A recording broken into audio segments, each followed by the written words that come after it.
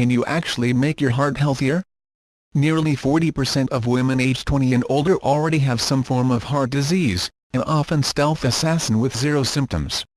One doctor says he can reverse the damage then keep it from invading your body in the first place. WH Health editor Tracy Middleton laid her heart on the line. I always celebrate my birthday with a slice of chocolate cheesecake. This year 39, ga. However, I blew out a candle stuck into a wobbly slab of fat-free vegan pudding. At least I had a nice view of the mountains over San Francisco Bay. And besides, I hadn't come to California to celebrate.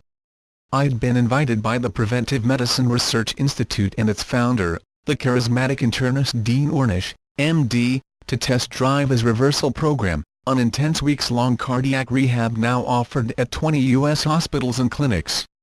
His tenets of more, stress less, love more, eat well and do simple. His followers are true believers. Bill Clinton called on Ornish after his 2010 heart surgery. And his promise is miraculous. If not controversial, the program can prevent, halt, or even eliminate cardiovascular disease. I'm not in heart trouble but my family tree is littered with it. My dad has high cholesterol and has been on blood pressure meds for 50 years. All 4 grandparents had high blood pressure.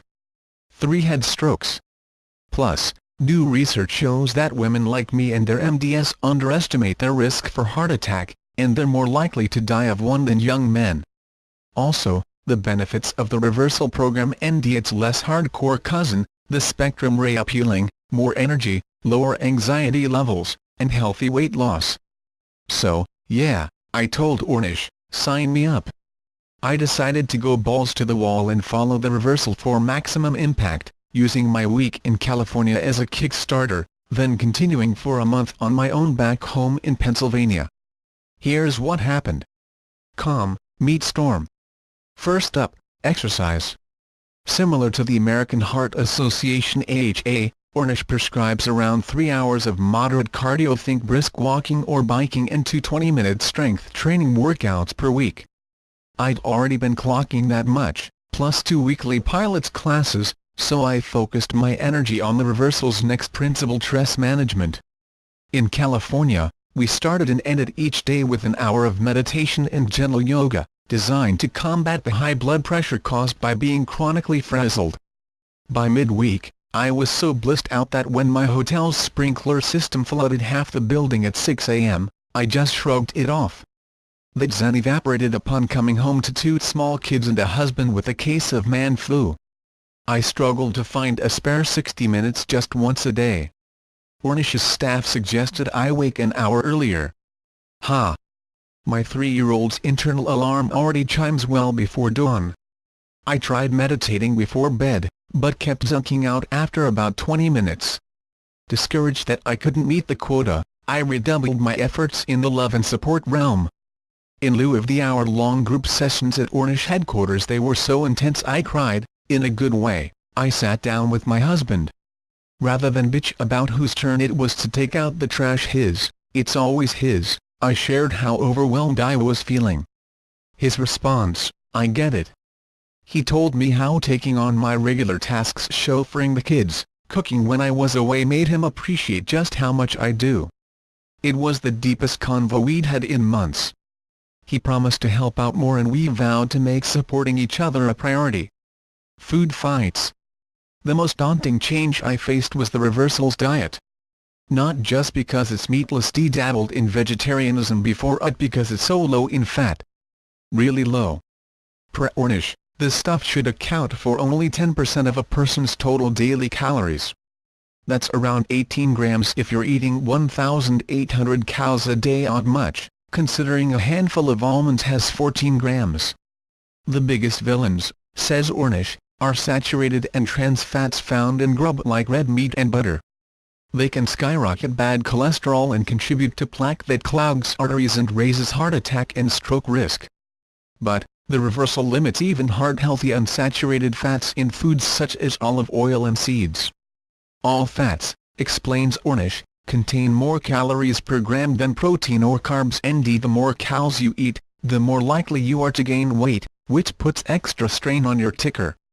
Put like that, it makes sense. But not everyone wants a bite of Ornish's meal plan. Both the AHA and National Institutes of Health recommend people get a more moderate 25 to 35% of daily calories from fat. And, in fact, some experts say way low-fat diets could be dangerous. People often replace fat with things like sugar, which can increase the body's production of triglycerides, a type of fat that may raise the risk for coronary artery disease, says nutritional biochemist Alice H. Lichtenstein, D.Sc. lead author of the AHA's dietary guidelines. Plus, she adds, very restrictive diets are rarely sustainable. I'd figured out the latter even before I called Lichtenstein. Vegan pudding aside, the food at Ches Ornish was delicious. I'm still salivating over a spinach, egg white, and tempeh benedict.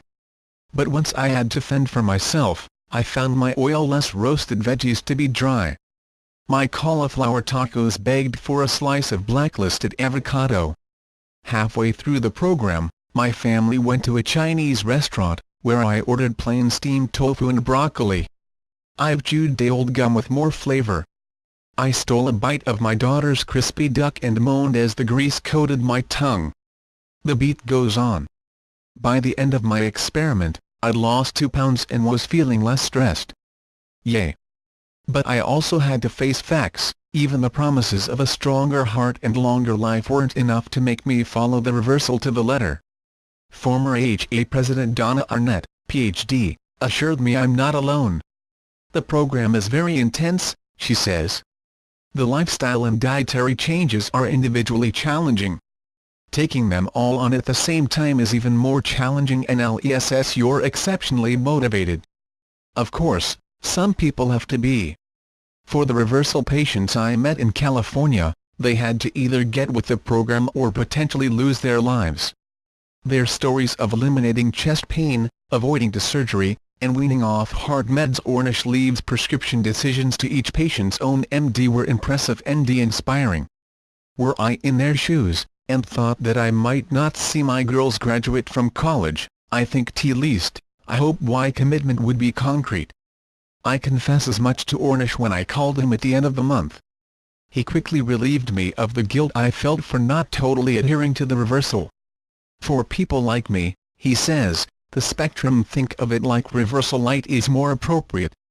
Even with my family history, my pumper is healthy. My total cholesterol is 163. My triglycerides, 63. My blood pressure just 101/49. For low-risk people, says Ornish, it's not all or nothing. What matters most is your overall approach. For me, that means eating meat only occasionally but sipping full-fat milk in my coffee and snacking on nuts, sticking to my 20 minutes of bedtime meditation, staying faithful to my exercise routine, and remembering to have real QT with my husband. With any luck, this will set up my heart for life, and I won't have to celebrate another birthday without cheesecake. To find out what the ideal levels of cholesterol, the bad and good kinds, triglycerides, and blood pressure are for a healthy heart, pick up the Gen Feb 2016 issue of Women's Health, on newsstands now.